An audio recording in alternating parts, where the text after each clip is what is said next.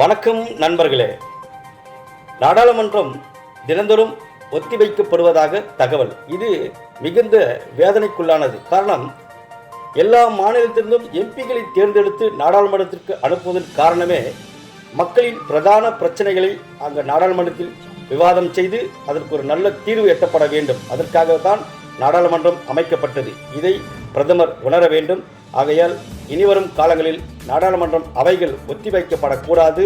அதை தவிர்த்து மக்களவையில் எதிர்க்கட்சிகள் நாடாளுமன்றத்தில் என்ன விவாதம் செய்ய முன்வைக்கிறார்களோ அதை விவாதத்தில் எடுத்துக்கொள்ளுங்கள், விவாதம் செய்யுங்கள்.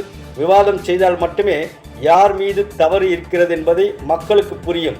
ஆகையால் நாடாளுமன்றம் என்பது மக்கள் மன்றம். ஆகையால் மக்களுக்கு நீங்கள் நன்மை செய்ய வேண்டும் என்றால் மக்களவையில் எழுப்பும் பிரச்சனைகளுக்கு விவாதித்து அதுக்கு ஒரு நல்ல தீர்வினை எட்டப்பட வேண்டும் என்பதே மக்களின் எண்ணங்களும்